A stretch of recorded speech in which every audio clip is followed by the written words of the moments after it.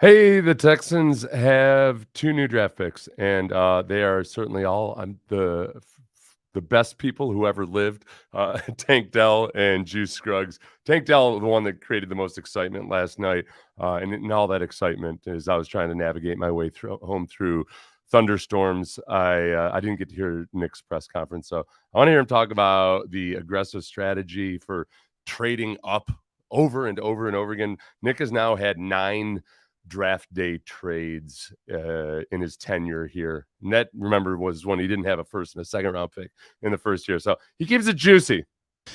So kind of went in the day, slated to pick twice. So kind of just reposition ourselves there a little bit and ended up picking two players. So the trades were probably just more maneuvering more than anything else. Just, trying to do what we felt made sense, what was best. The trade there for Juice, just kind of moved a few slots there. I think we felt there was something that made sense as we were kind of working through that round. He's a player that, our staff really liked. Multi-position players, played center, more center than guard, but has some position flexibility on the interior. Great kid. I mean, you'll learn about his story, but had dealt with some adversity there early on in his life. Really worked his ass off to kind of get to the point where he could actually go out there and be, a good, productive player, a good program. As far as that adversity, he had a broken back in a car accident prior to the 2019 spring practices. So he was in a brace forever, coached along, played 7 games the next year. So it was like a 1 year he's completely out, and then played 7 games the next year, and then returned to start in 2021. So like the guy's been on kind of a journey. Juice Scruggs, for those of you who didn't pay attention at all, Juice Scruggs is center that they traded up to draft in the second round. He participated, I want to say he was at the East-West. He had a good week there. Was a player that we spent a decent amount of time with here during the course of the spring. So great attitude, great kid, great story. Gives us some flexibility there on the interior, the offensive line. So added into the mix, and then try to keep our string going here of trying to add as many local flavors to the roster as possible. But and everybody's seen Tank play, and he's kind of seen Tank and talked to Tank and kind of know his story.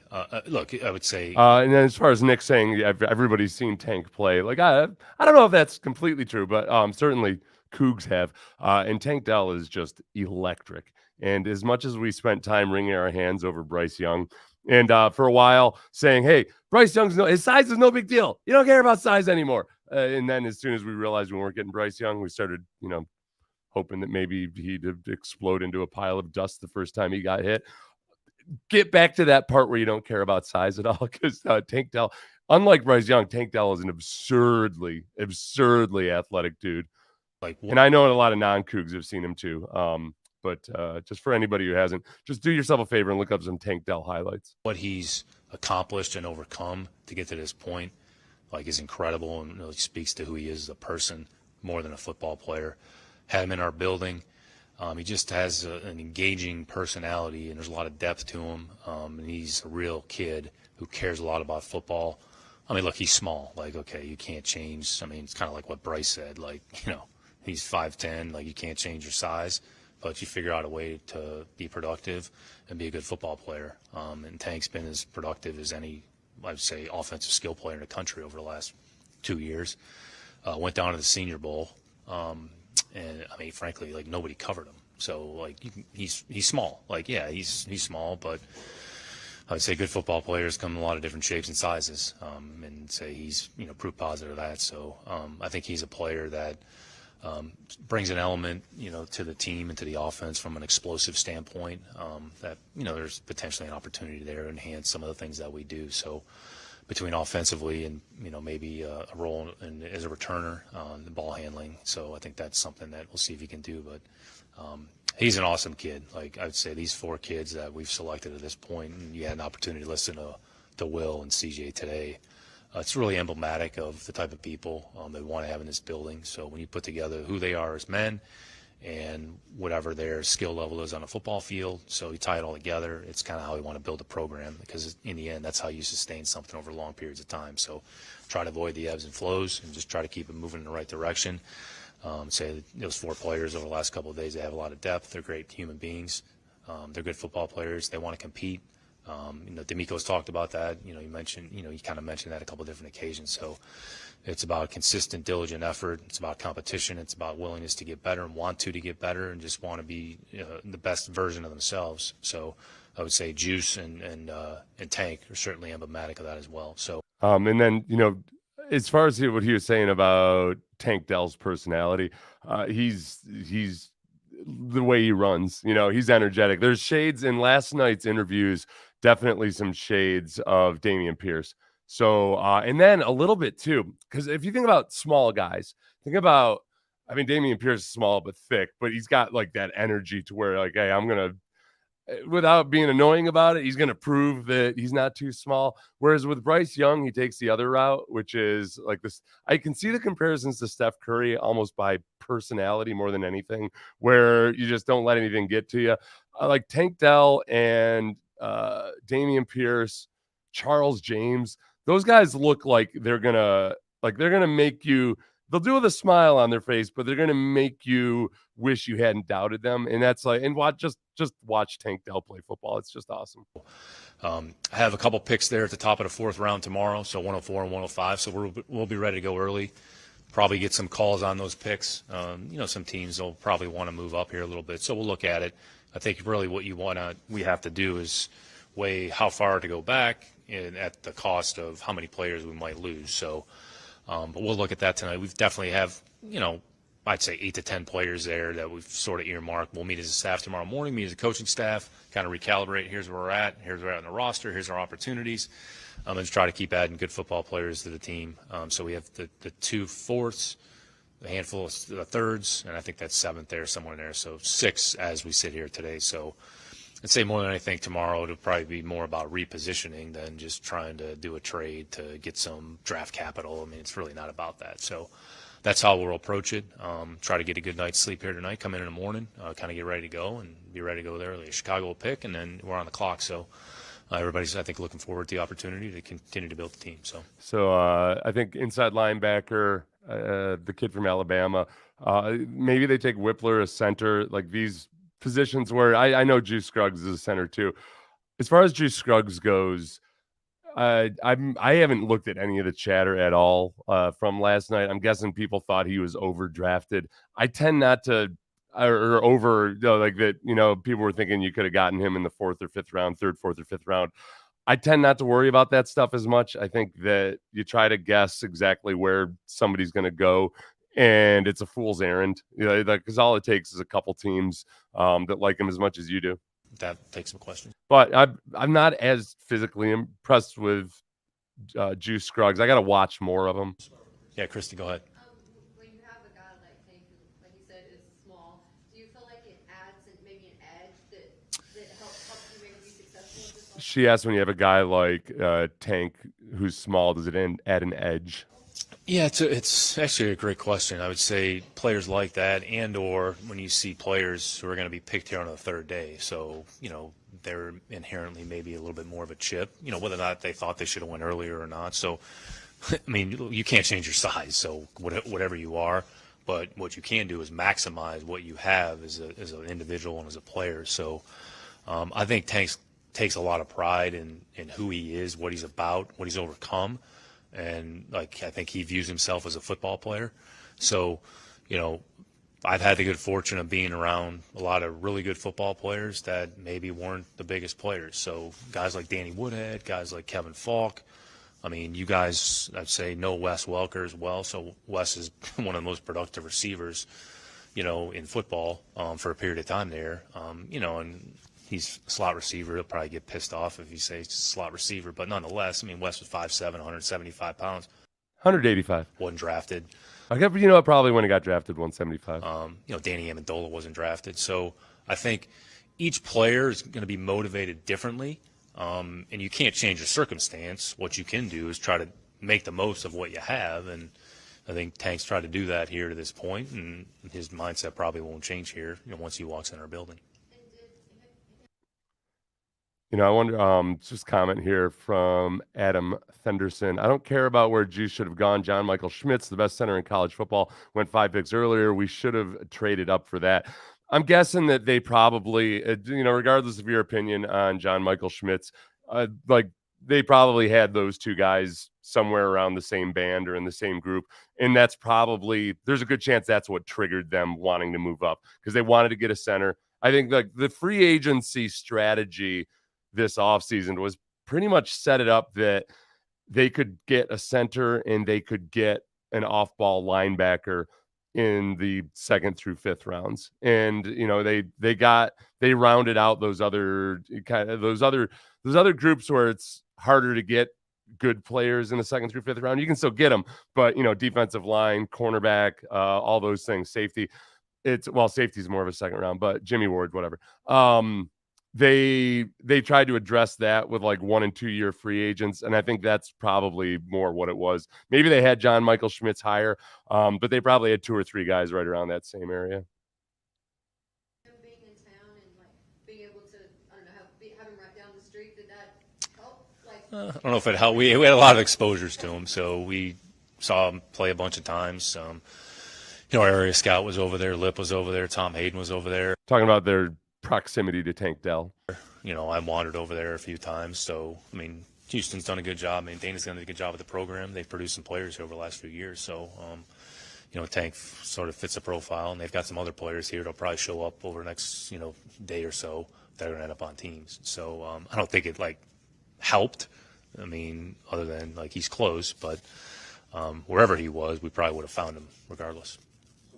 And then for you guys that didn't see it, Tank Dell was super amped to be staying in Houston. He thought he had been texting with CJ Stroud. He had either liked an Instagram or reached out to the Texans Instagram or something. He said basically keep me in this city. So that part was really cool. He's originally from Florida, went to Alabama A&M, and I want to say one other place, and then transferred to University of Houston. He's been there for 3 years. Still looks like he's 17 years old.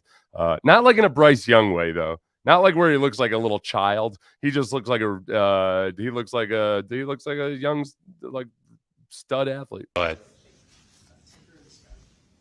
With Tank during the scouting process, the Senior Bowl when he's getting his almost fall down, how much did that jump out to you? Some of the drills and also Something about the Senior Bowl, and I'm guessing that was about Juice Scruggs. One thing that's been common here so far is that a lot of these guys have had multiple contact points with the Texans. That's where people are trying to read the tea leaves and figure out. But the Texans tend to, historically, going back to Bill O'Brien, some of these guys they see in all-star games and play well in all-star games, they feel more comfortable taking them. when you and Frank were able to be really up close with him and the drills where he was catching the punts and Frank pointing directions and stuff. Yeah, I think Senior Bowl is always a good measure of competition because the Senior Bowl, Jim does a great job. They usually get the best players, so you're seeing kind of good on good. And when you get to see a one-on-one or individual drill, I would say not a lot of colleges do one-on-one. When he said Jim does a good job, Jim Nagy, the director of the Senior Bowl, he's a good follow on Twitter. If you're a burgeoning draft Nick, he's got a lot of not draft Nick, but draft Nick. Somebody's into the draft.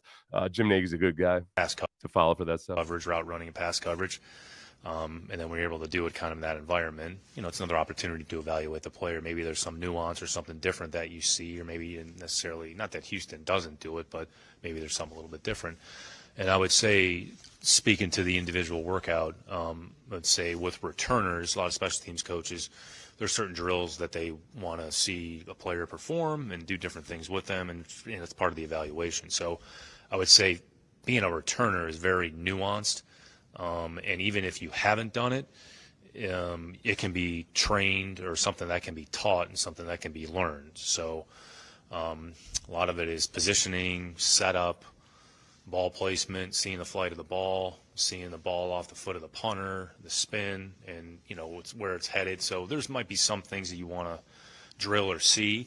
And it's not the reason that you're drafting the player, but you're trying to project them into a role. And if you think it's offense to potentially returner, all right, do we think he's capable of handling that role? So we think he is, but we'll find out a little bit more, when we get here. So. But anytime you have an opportunity to do something kind of on a one-on-one basis, it certainly helps with the evaluation. Lamont asks a question: is Tank the first non-Power 5 player that he's drafted? Gosh,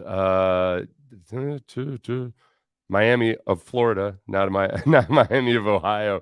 Yeah, I think all of them, unless I'm blanking on one, they've all been yeah. So good question there, Lamont. Brooks and in drafting Scruggs, just the overview of addressing the offensive line since the moment he got here.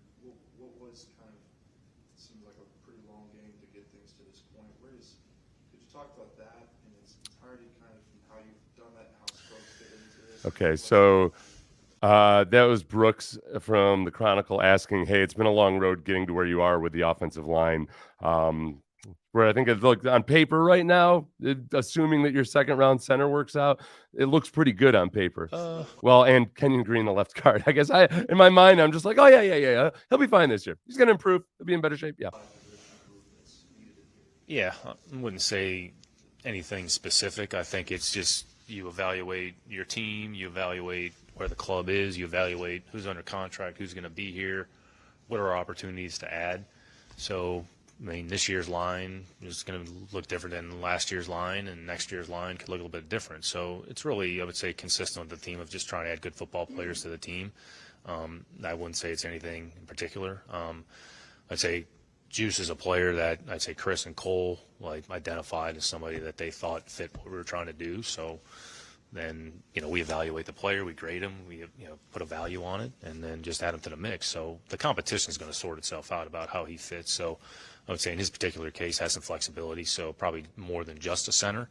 So I'd say, Mace and Kenyon are really guard onlys. So, and then Quiz is kind of more center than guard. Dieter's somebody that has some experience playing multiple spots. But when you look at the offensive line, you're going to have 5 starters, and then 6 and 7.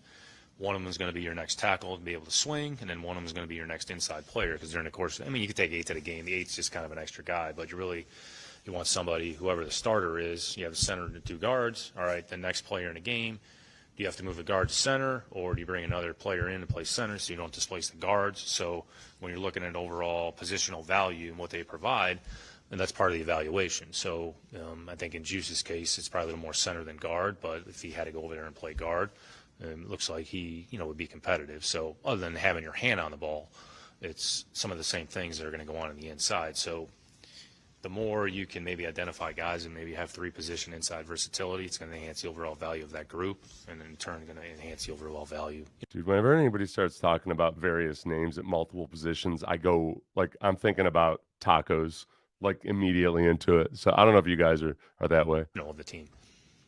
But they can, okay, so Juice Scruggs can play guard. He can play center. I think the idea of taking Ohio State's center, Whippler, who's still out there, appeals to a lot of people for obvious reasons. I mean, you'd be getting him at a part of the draft that would make sense, and that if we're talking about guys playing both center and guard, and there should be, Kenyon Green should be competing for his job at left guard. You want that pressure on Kenyon Green.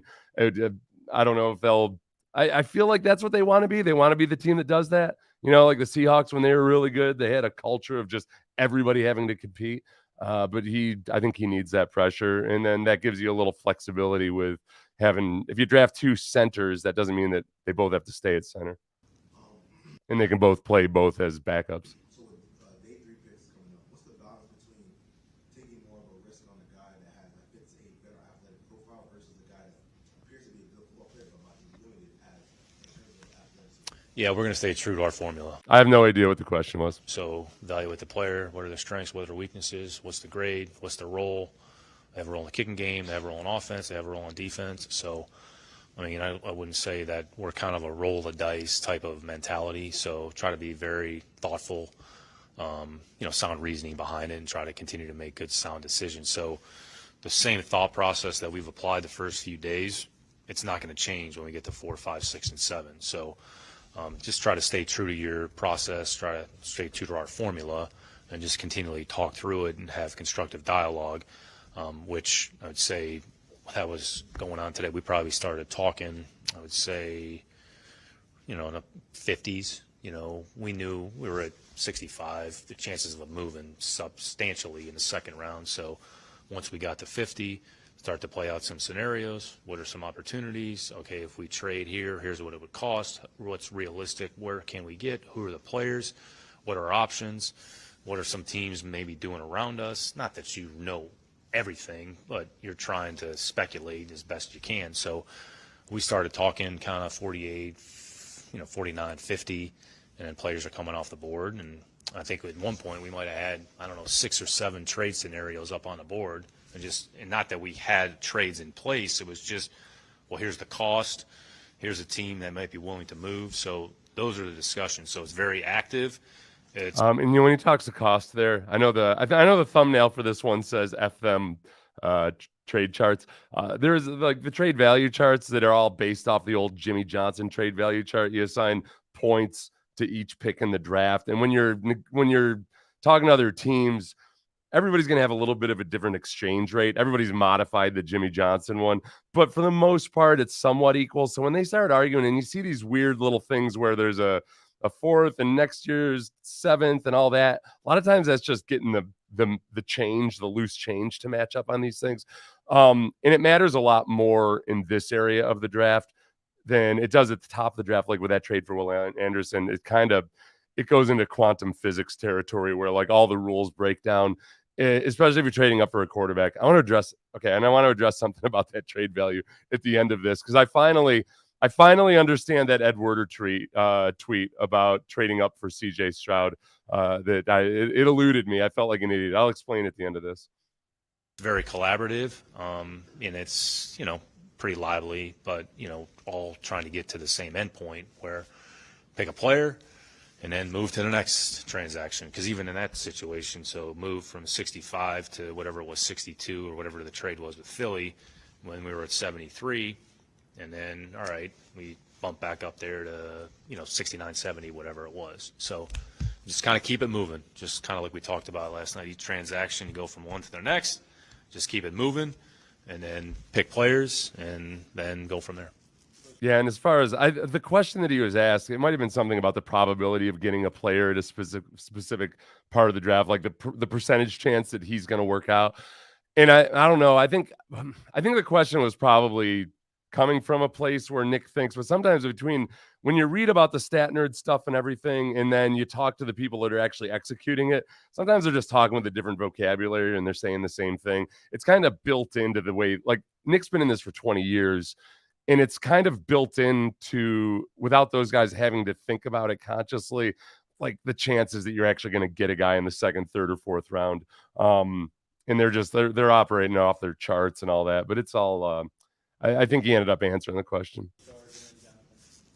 Sorry, we're sorry. There he is. Yep. Today we got a chance to talk with CJ and Will, and when they were interviewing with you, they were interviewing Okay, so he's asking when CJ and Will were interviewing with you. remote. They were applying for the job. When we met them today, they already had the job by you all drafted. Did you find out anything different, about them once they were drafted compared to before? Did you find out anything different about them once they were drafted? They're the Which, oh, by the way, okay, let's let Nick answer this, and I'll tell you about last night. same people. So what they showed y'all today is what they showed us in the building, is what they showed us all throughout the course of the spring. So, and I think you're looking for that consistency in their behavior. Look, they're 2 impressive kids. They're not kids. They're adults, but they're very impressive. And I think the things that they stand for, the things that they're important to them, how they were raised, you saw kind of that on display here today. And they showed that Will's, I would say, energy and juice when he was here. Again, he was the first visit that we had, and he was the only person that was in the building. It's kind of the way we do our visits. I think it's a little bit different, unique, kind of how we set it up. It can be imposing depending on who the player is, and you're just trying to get a gauge of how different people handle different situations. Will was very consistent from the time that he was here in March to the time we talked to him over the course of the spring to the building here today. And the same thing with CJ. So I think more than anything, they probably get a little bit worn out. So you see some strain that they go through, and you have to understand. It's a lot. I think CJ articulated it very well from the time the season is over to this point. What the players have to go through, it's a lot. And you're measuring kind of how they carry themselves, how they handle that situation, and the reality, I mean, it's going to be hard. What they're doing is going to be hard. This league isn't easy. I mean, this league, you're going to probably lose, on average, 7, 8 games a year, give or take. That's the way the league is set up. I think the margin of victory this year was 9.3 or whatever it was, which is the closest it's been in however many years. So the margin of error in victory is very small, and it's going to be really, really hard. So you're going to be stressed. You're going to be taxed on a day-to-day basis. So as best we can, we're trying to simulate that and put them in similar circumstances. Honestly, I got to tell you about last night. It's not a crazy story, but it's everything he's just talking about with CJ and Will. They handle it, and how they acted today, how they handle it today, was the same as how they handled it when they were in our building. And I think that's what you're kind of looking for. If you start to see some discrepancies, then we got to ask ourselves, all right, what do we have? Because ultimately we're just trying to create a profile of what we think we have. And then once they get here, then essentially they're starting over.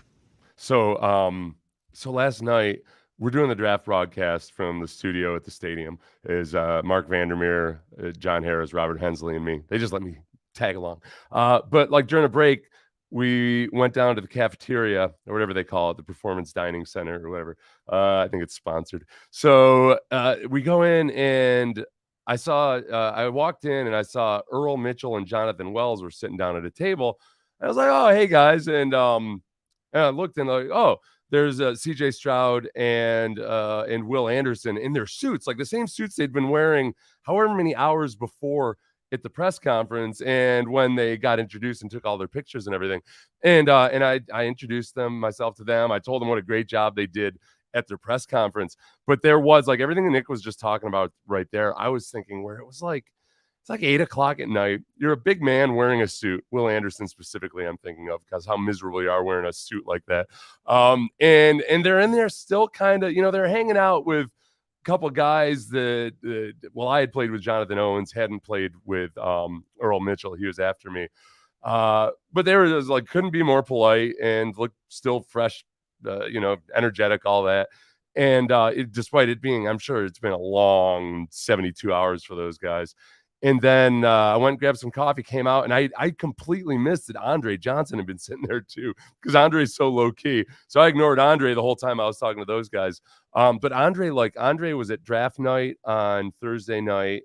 He was there last night, obviously, for the press conference and talking to those guys. It was just, a group. It was those two players and a few former Texans talking to each other. Jonathan Owens went to Ohio State. For those of you who don't remember, it's been a long time now, or maybe you just weren't born yet. Jonathan Owens was drafted in the very first year of the franchise out of Ohio State, big running back. And I think Andre, like I'm really excited about just kind of like the juice that I feel out of guys like Andre and Cushing and all of these other guys that just have this affection for and connection to D'Amico Ryans. And I think the way things are operating right now. So that it's been really cool. And also they sent the transcript, so I have the actual questions. So once I figure out which question we're on, I'll make the questions louder for you. Probably got 3 or 4 more down. Nick, you had a quick question first. Did you get a sense that teams were interested in Juice Scruggs as well as Okay, that's the question is, Nick, did you get a sense that teams were interested in Juice as well as Tank?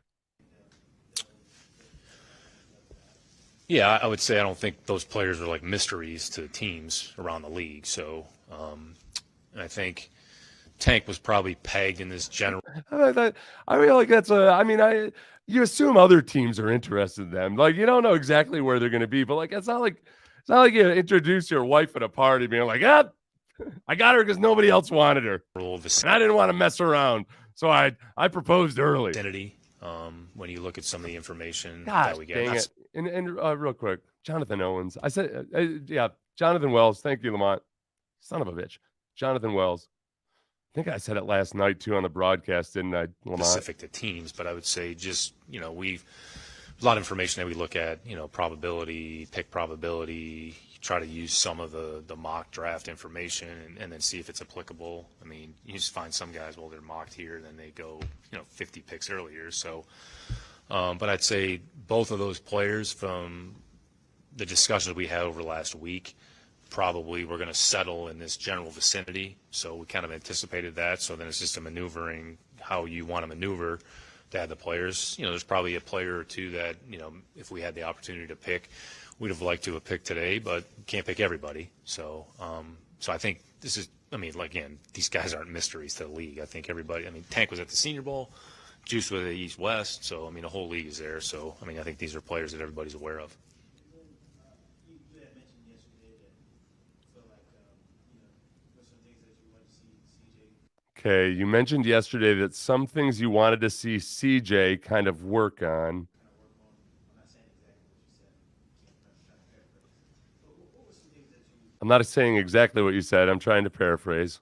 It's responsible. ideally would like to see over time? Yeah. And he does, that was, Nick came right out and said, like, hey, CJ will tell you himself that he's got a lot of stuff to improve on. And, he tries to take that tack with rookies in general. But I did find it's, I like O'Brien followed the same route with Deshaun. Now, obviously, like, I wish they would have played Deshaun more in the preseason and just prepped him to start like he eventually ended up doing. But I think I think there's a tendency to think like, oh, these guys are trying to be hard asses and just not give the rookies their due. When it comes to a quarterback, I think some of that, and I know it was with O'Brien, some of it is trying to temper fan expectations to help keep some of the pressure off of the quarterbacks, because those guys got enough quarterback pressure on them themselves. Although I think CJ Stroud probably had more pressure on him at Ohio State than he will in the NFL. That's like what he said about basically being the governor or the leader of the state, except for LeBron. That's about right. I think the big thing is all players, like, they have a lot to learn, they have a lot to improve, and what they need to focus on is just getting better individually as a player. So start with your position, start with the skills that are required to play that position, and ultimately the coach is going to work with them to try to work on some of the things that they can improve. So I think it's really more of a general, each player has things that they can work on. And I would say the big thing for, I would say, all these rookies once they get here is they're not going to be in real good condition because they have a big gap. So it's kind of the pace with which we, I would say, operate, the pace with which we train, the pace with which we practice, trying to getting up to speed from that perspective, and then the skills that go along playing that position, like how Gerard and Bobby and Shane and Bill are going to coach quarterback. Hey, as far as Nick talking about the tempo with which you practice and everything, most colleges these days, because they're so strict about the 4-hour rule, it's up tempo for everything. Like when they lift, when they go to practice and everything, but it gets the efficiency and everything just gets amped up more when you're in the NFL, partly because you're dealing with professionals, like in adults who know how to, it's like anything else in life. If you got 53 adults versus 100 children or teenagers, what's going to go more efficiently and smoothly? So there's that. But one thing Nick talked to Sean Pendergast and I about was, I had asked him, like, hey, how often is it when you see a guy and they come in out of shape, or you're like, oh boy, we've got to get this guy back on board? And I was surprised. He said that it's more the exception when somebody comes in incredible shape. And then I thought back on it, like, honestly, I know I joke around about giving kids advice, but this is 100% true as far as like whether it's football or anything else. When you show up on day one, like better prepared or in better shape in football, or better prepared for a class because maybe you've read ahead a little bit, you do get a halo effect. Because I took advantage of my entire athletic career because I'm freaking hyperactive. I run all the time. Like I was always in shape. So I would show up, especially compared to other linemen, in much, much, much better shape than other kids. But like that, what happens is you get this halo effect where people kind of assume that's a natural trait of yours. Even though they know you work hard, they still assume a lot of these things are like natural traits that also make you a superior athlete. And it's like, it's worth its weight in gold in terms of, in a team sport where psychotic coaches are making subjective decisions about whether you play or start or anything else like that. You need every leg up you can get. My God, if it's a job situation, same theory. Might be different than the way that Ryan and the staff at Ohio State coach quarterback, right? So try to figure out where's the middle ground, but there's some things that go into playing that position that you're going to have to be able to do well. It's the same thing on the offensive line. There's things that Juice is going to do that maybe he hadn't been asked to do at Penn State, or maybe at a certain style. So what Bobby, Cole, Strauss, what are they going to ask that player to do? So I think that's where the focus is more than anything else. So everybody has something that they can work on, improve on, and get better, including our players, including our returning players. So Nico Collins has plenty of things that he can work on. So Damian Pierce has plenty of things that he can work on, improve, and get better. So that's your job as an NFL player. So what can you do? What can you do to improve your craft, make yourself a better player?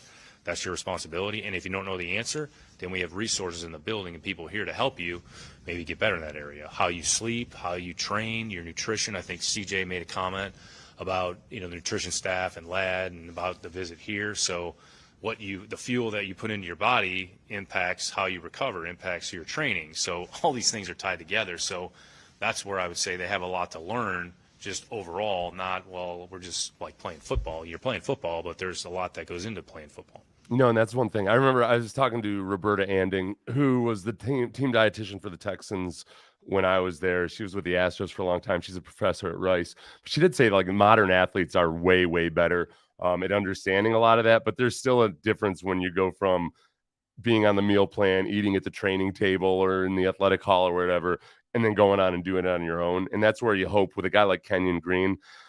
I always I don't like to say that, hey, now he's in an NFL strength and conditioning program, because it's like, okay, the Aggies train their asses off. Alabama trains their ass off. Okay, Bryce Young's had access to weights before. One of the big differences in the NFL is just that now you can focus on those things the way you used to focus on the 12 credits you were taking, and in class. So that part is where I hope with Kenyon Green, the offseason dietary program, and not to mention just what he's doing in his off time, that all changes when you're expected to be a full grown man. Nick, you alluded to characters in the case of Juice. He's the third center that's been taken up until that point. Wait, I forgot I've got this. Okay. When you drafted some players, you mentioned not only are they good players, but they're also good people. Was there somebody sort of give you some maybe feedback? Is there one certain identifying trait that you've noticed in every single one of these players that you're trying to build for the future of this organization? Yeah, I've never been one to say, we knew so-and-so was going to pick a player, so we traded in front Oh, okay. They didn't put this in the transcript. He said, Nick, you allude. Okay. of them because I think Okay, there's a mismatch in the transcripts. But this was the one, I think, that he was talking about draft positioning.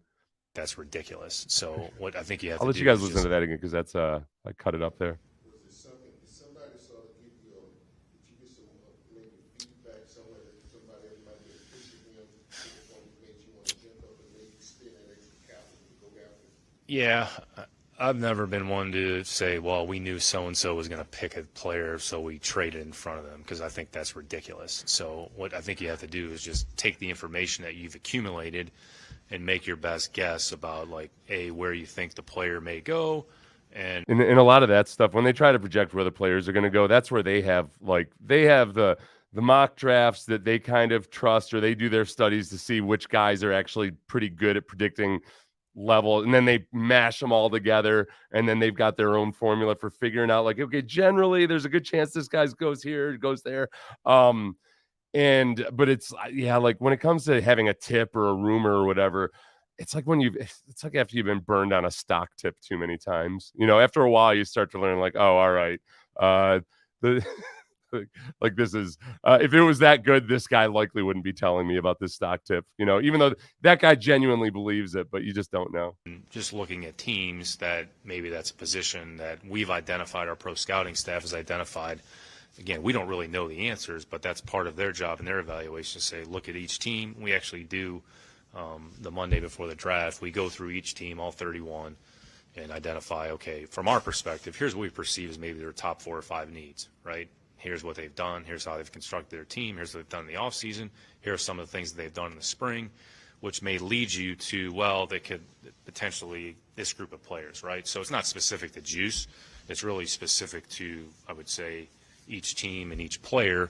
And then we have to take that information and either you trust the information. Is it accurate? Is it not accurate? So, because you don't want to be competing against yourself. But I would say by the same token, if you have players that you like and you've identified them and you figure out a way to get them on the team, then it's about positioning yourself accordingly. So That's really more the focus is that, as opposed to, well, we thought so-and-so was going to draft Mr. X, so we traded in front of them. We're not smart enough to figure that out.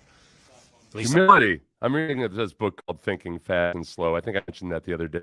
And some of it is about like it's about how bad human beings are at actually predicting things. But more important, like in how bad they are at understanding statistics. But like more importantly, is that they don't believe that they're bad. Like their belief and their confidence is often very, very unfounded, except in situations where people have true expertise. And it's freaking me the hell out. Although it makes me a little bit more philosophical about whether you succeed or fail in the draft. I mean, some of it is just dumb luck.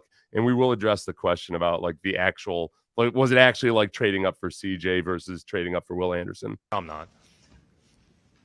Nick, when you look at the players that you've drafted so far, you mentioned that not only they're good players, but they're also good people. But is there Okay, she said, when you drafted some players, you mentioned not only are they good players, but they're also good people. one certain identifying trait that you've noticed in every single Is there one certain identifying trait that you've noticed in every single one of these players that you're trying to build for the future of this organization? I would say competitiveness, consistency, dependability, competitive stamina, grit, and toughness, and the willingness and the want to get better as a football player.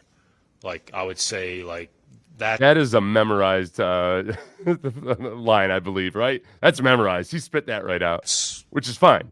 What we're looking for. That's what D'Amico has talked about. So, and you can find those players with those traits and characteristics. So they have those traits and characteristics. Then where are they from a physical standpoint, from an athletic skill standpoint relative to their position? So that's part of our job, is try to identify that to the best of our ability. So I think that's the mindset, that's the thought process, that when you walk in this building, you're going to feel that, and you're going to feel the pressure from your teammates around you, and you're going to hold each other accountable and hold them to a high standard. Because in the end, it's about the players. They're going to hold each other to a high standard on a day-to-day basis. And if you have enough people and players with the same mindset, then they're going to trust and respect that the guy next to him is going through the same thing. So if we bring in a player that doesn't have those traits and characteristics and he stands out, like, the players know. Like, players are smart, so they pick up on things. So if he's not a good teammate, doesn't put the team first, they're going to know. So then it goes back to us, well, why do we bring that player in the building in the first place? So that's our responsibility to the players. That's our responsibility to the coaches. That's our responsibility to the rest of the team. So I'd say it's kind of a nuance. So draft started. I lost track of time. Texans just traded one of their fourth-round picks to Philly for a third-round pick next year. Come on, Nick. Although he suggested they'd be listening to back offers. to those 5-6 attributes at the top, like, those are the things I would say that are important. And if you're a Houston Texan football player, when you walk in here, that's what the expectation is, and you know what you're walking into. I like to see, like, I don't know, man. It's just from a fan's perspective, the top 3 rounds are so much sexier than everything else. And I say that as a guy who went in the 4th round. Don't get me wrong. All right, thank you. Picking Seth Payne was sexy for other reasons altogether, as anybody in Jacksonville would tell. Anybody who lived on the beach area, in the Jacksonville Beaches area in the late 90s would tell you that. I want to share one thing here before I turn my focus to the draft, and it's this. Well, let's see. I want to bring up the comment somebody had made about how you view it as trading up for CJ Anderson, or for CJ Stroud. For me, Anderson was always the pick. The question was CJ worth all of that and a first next year? It's hard to say yes. I think, yeah, people would be a lot more accepting and understanding of trading up for a quarterback. It's generally the way it goes, and it's the way it makes sense. There's more competition for it. So I was getting a little bit confused, honestly. And I'm not saying this like with any kind of false modesty or sarcasm or anything like that. I was having a really hard time figuring out like what's pretty simple logic, but I'm going to blame, let's see if I can figure this out. I need to share let's see. I'll share this whole screen. All right. Let's see if this works. It's not going to work, is it? Okay. Texans GM Nick Caserio had to take quarterback CJ Stroud at 2 to set up the trade for Will Anderson at 3. Taking Stroud eliminated the division rival Titans as competition to trade to 3 with Arizona because Tennessee wanted Stroud at that spot. Caserio executed the strategy well. And I'm going to be honest with you. I was having the hardest time figuring this out. I understand the maneuvering and I understand what he's saying right there, but I feel like maybe it's the way this is worded, no pun intended, Edwarder, or it's the way other people have brought it up. It felt like it was somehow justification for aggressively going after both those guys. You know, like it's almost like you're like, I'm saying, I'm gonna buy let's see, I could buy this really expensive thing, you know, this number 2 overall pick, but then I'm gonna way overpay, but I can only way overpay for the other thing if I buy this other expensive thing first. I didn't understand that part of it. Like, it doesn't justify the total amount spent for both those guys, but as the previous comment was saying, I get it if, and you know what, I didn't really understand this until this morning when I was texting with Mike Meltzer, because I was I was being so stubborn about it. I think what happens is people aren't explaining, like you did a good job of explaining it. The comment that I had up there earlier, that people just weren't saying when they were trying to explain it to me. It's, you gotta, if you're gonna make that argument, you gotta say that Anderson was the guy that they really wanted no matter what. Because then it makes sense. Then it clicks. Like, oh, okay, well, if Anderson was the guy that you really wanted, like if you only had one pick in the first round and you were going to choose somebody, if in your mind it was going to be Anderson, or maybe because that's D'Amico's guy, whatever, then okay. Then it's like, okay. And then we still wanted to draft CJ Stroud, but we were afraid he wouldn't fall all the way to 12, or obviously there's going to be a lot of competition at that point. Then it does make more sense. And I can see where, in terms of how do you value the whole scenario, it changes if you do view it as a package deal. I don't know if I'm just dense. I'm not dense in general, other than with names and things, but I was having the hardest time understanding that. And it took Mike Meltzer explaining it to me like I was 12 years old to really understand it. So we're going to have a little bit of time here until the Texans pick, apparently, but I got to watch it myself. I can't, as most of you know, I cannot multitask to any level of competence. So thank you, everybody. And I will, I'm going to play some of the player interviews later on, some of the good, juicy, emotional, feel good stuff.